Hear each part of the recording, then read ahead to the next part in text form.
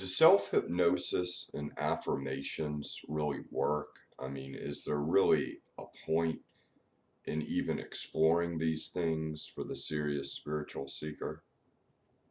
Coming up in this video.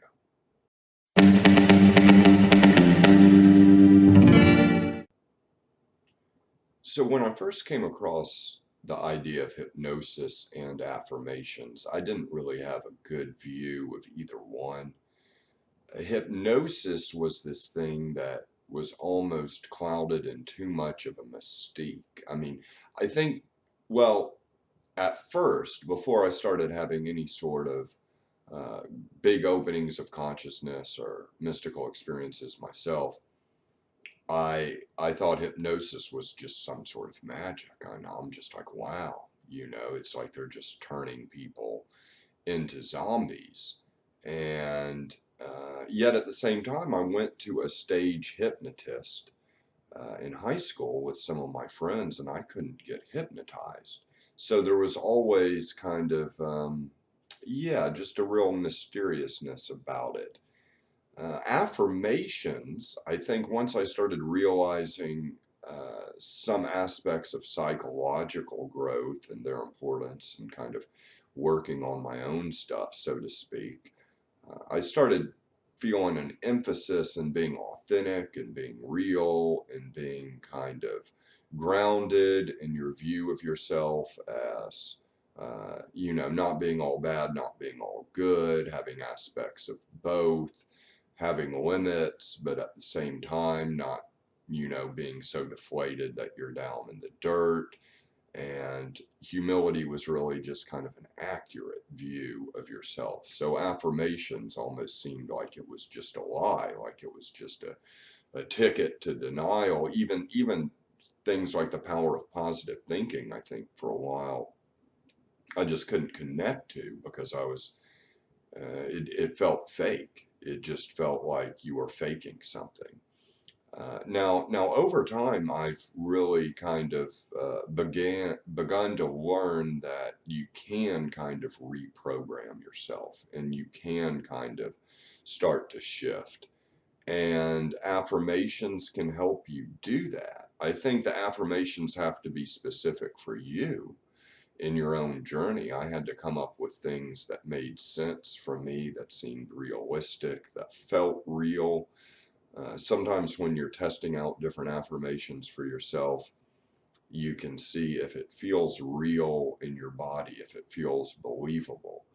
And I generally stick to things that have to do with the personality, with me, in aspects of myself rather than out in the world. Like, I mean, you could say the affirmation, um, I'm going to win the lottery. Or you could say the affirmation, I am rich. But if you're not rich, I mean, it just seems like bizarre. Why are you saying that? So if I do say anything that's about more like the outer world, I usually say it in the kind of present progressive, the ing form, like I am creating wealth, I am creating new opportunities for myself. I am magnetizing, something like that that starts with me and is in an ing form and then goes to the outer. But generally, I stay away from things like that that are going to ultimately be outside of my control, or at least a lot more outside of my control than things within me. And on the other hand, with the hypnosis, I began to realize that hypnosis was really just a way of relaxing and relaxing very deep. And I also realized there's a trust element involved. Obviously, you're not going to be hypnotized if you can't allow somebody to hypnotize you. And the same thing goes with yourself. You're not going to hypnotize yourself unless you're allowing yourself to go into that state. And I think if you're kind of afraid of going into the depths and is scared of what you might find, well, one, maybe you shouldn't do it, but two, you're probably not going to be able to do it. But I think with trust issues in mind, learning to trust yourself is important. So why not just start with some self-hypnosis exercises? And one exercise that I like, and I like this as a meditation, and it's just a simple mindfulness meditation where you're breathing in and out, and you're counting your breaths. In and out one, in and out two, in and out three. And you can just breathe slowly or at your normal pace, just sitting still, from 1 to 100. Now, with self hypnosis, what's interesting is you could do it the opposite. You could do 100 breaths, 100 mindful breaths, but count backwards. Start at 100 and count down to 1. And it's going to be harder to stay focused. But that descending order, and especially if you see numbers visually, which I do, I think a lot of people start to kind of almost see a number scale visually. And if you don't naturally see it visually, you can probably just imagine, like you're a little kid and kindergarten and they have like the numbers 1 through 100 written on the board. Imagine yourself looking at 100 and then just going back to 1. Or imagine the 100 at the top and then going down to 1, as you're breathing and counting down. And so the idea is by the time you get down, you're going to be deeper into your unconscious, and you're probably going to be feeling a deeper relaxation in your body as well. I think a big part of this breathing and the success of a meditation like this is feeling the breath in your whole body, or in the center of your body in a certain place, but using the breath to get out of your head and get out of your thoughts and getting a little more into your body and into sensations. And if you can do that counting down, hopefully by the time you get to 1, you'll be very, very relaxed. And then, in a sense, your mind's going to be more pliable. The subconscious is going to have a little more leeway to kind of rise up and float free, almost like it's this kind of fertile soil, and you've kind of gone down to the fertile soil of your unconscious mind. And then you can say the affirmation, and you may just want to say it over and over and over to yourself silently or to yourself out loud, 5 or 10 minutes, and then count all the way back up. Do 100 more breaths, but breathe and count up 1, 2, 3, up to 100. And so you're back up at 100. And what I've also realized about this affirmations is obviously it's good to do it in a relaxed state when you first wake up, maybe after a workout, sometimes after a big meal. Anytime your energy just kind of starts to sink, or you almost start to feel sleepy, or there's just some sort of shift in consciousness, maybe after you get out of a whirlpool, sometimes those are ideal times to just go ahead and say whatever affirmation you're working on.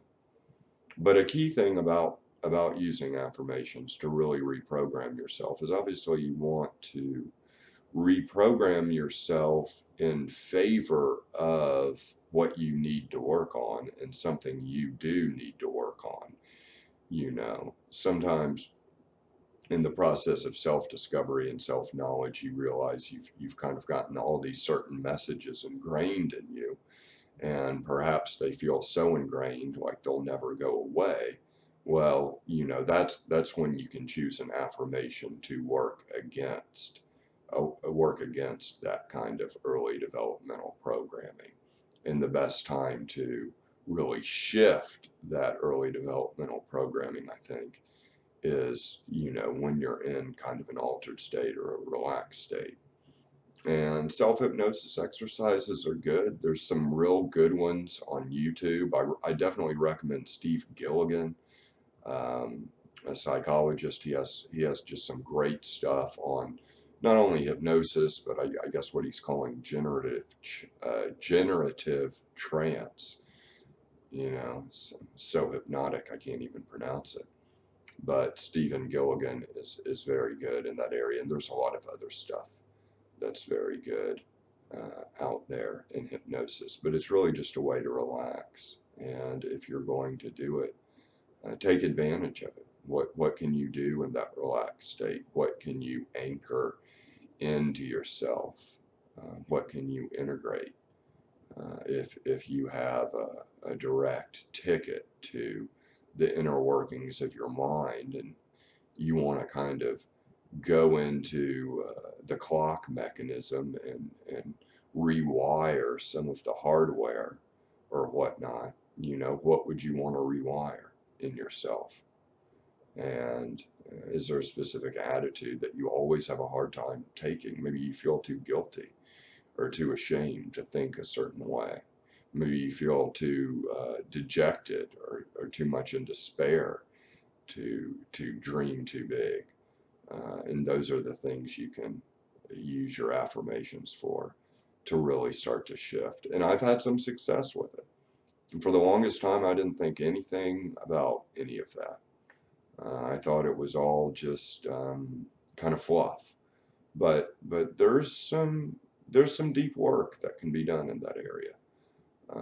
With both of those things at once, I found is the most effective.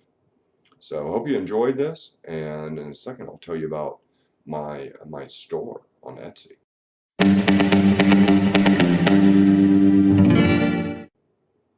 I don't know if you have an altar or you may have a place in your house where you like to meditate, and you may have always wanted to create some sort of place in your house to put up, I don't know, meaningful objects, an altar with things that are important to you, where you could put candles, incense, pictures. A lot of times people get a lot out of that. And you may get a lot out of it too. You may already have one. And I don't know if there are certain objects you've wanted or not to add to that altar, but I do have a store on Etsy, Esoteric Workshop, where there's, some reasonably priced magical objects. A lot of them are coming from objects directly referred to in Franz Barden's The Practice of Magical Evocation. So check it out if you're interested, and take care.